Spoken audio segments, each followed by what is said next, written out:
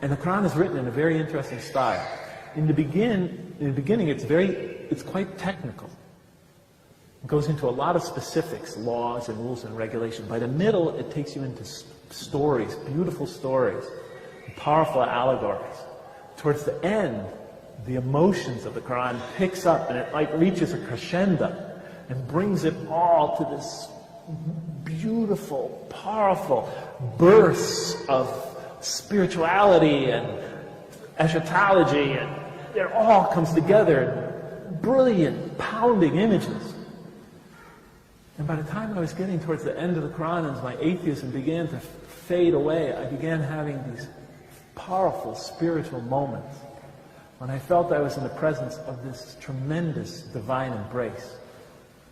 I remember reading the surah, وَالضُّحَى وَاللَّيْلِ إِذَا سَجَى مَا وَدَّعَكَ رَبُّكَ. When I got to the end of that surah, I cried like a baby for 20 minutes. I didn't even believe in God. And it brought me to tears. And I would try to deny these experiences as I was having them. I would try to step on them. They just kept coming.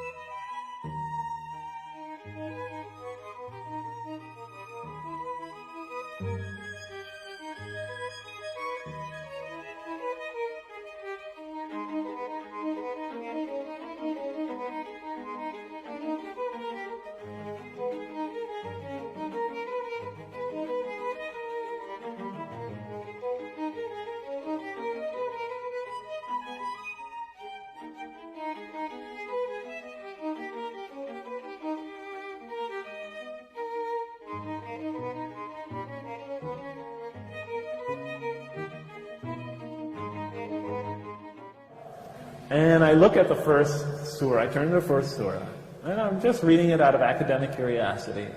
And it's obviously a hymn of praise to me. It's like a psalm for those of you who know the Bible. At least it starts that way.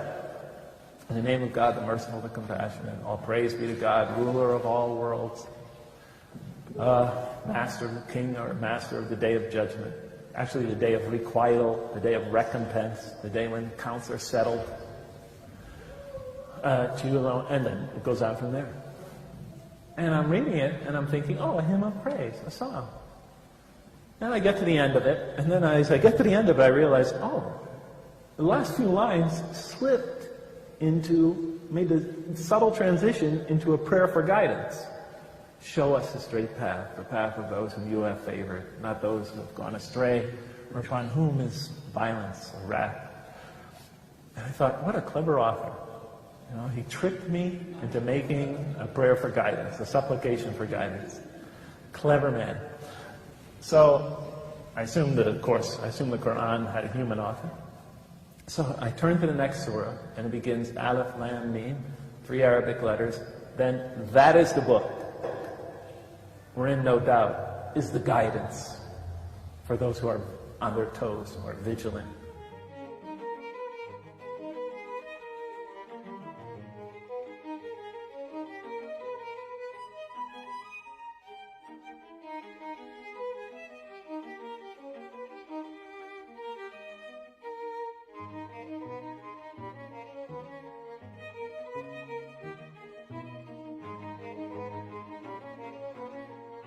But I come to the 30th verse, and it begins, Behold, your Lord said to the angels.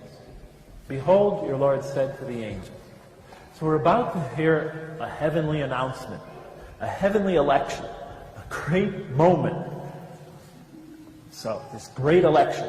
Behold, your Lord said to the angels, I'm going to put a vicegerent of mine on earth, a viceroy, an emissary, a representative of mine. This is a noble election. God is about to create man and assign him a noble role. I immediately said to myself, no, he obviously got the story all wrong. Man is not put on earth to fill some noble role. He's put on earth as a punishment. because that's, in my religious tradition, the one of my birth, the one I abandoned, and I'm not putting it down, but that's the way the story is told. And I felt the author got confused when he was, repeating the story.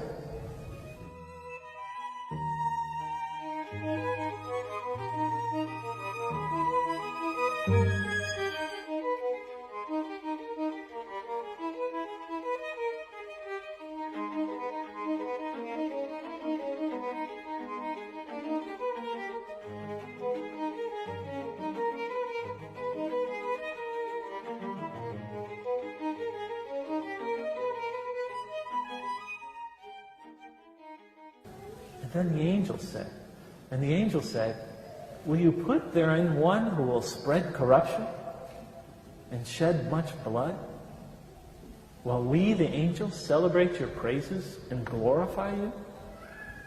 Glorify your holy name?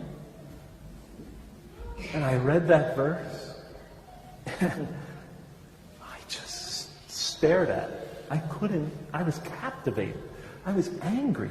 I could feel the heat rising inside me. Because look what it says. Will you put therein one? God says, I'm going to assign these humans this noble role. And then the angels say, are you going to create this being who spreads corruption and sheds much blood? This most criminal, violent, destructive creature? And put him on earth in this role?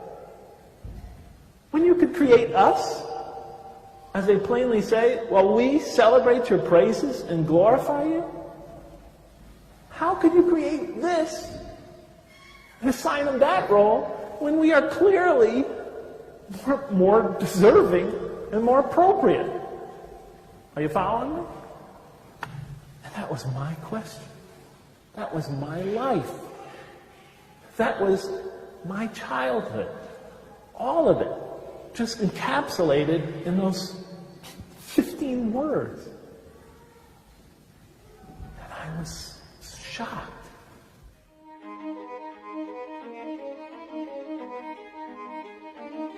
By the time I had finished the Qur'an, all the arguments I had against the existence of God, all the premises I had built against His existence, one by one, I saw them falling apart. So by the time I finished the Qur'an, I had no more argument against the existence of God.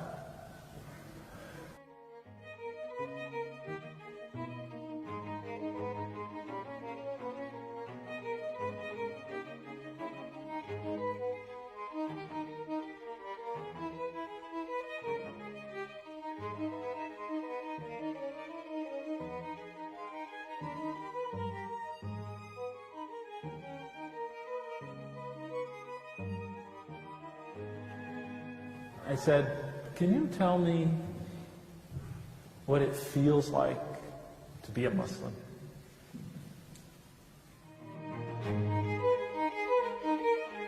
He said, Allah is so merciful.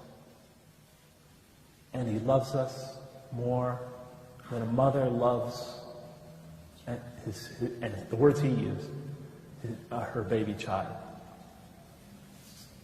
We can do nothing except by the will of Allah. When we breathe in, it is by His will. And when we breathe out, it is by His will. And when we take our foot off the ground to walk, to take a step, we'd never accomplish that except by Allah's will. And our foot would never reach the ground again except by His permission. And then he said, and when we pray and put our nose to the ground, we feel a peace, a joy, a rest, a coolness that's impossible to describe. You just have to experience it to know.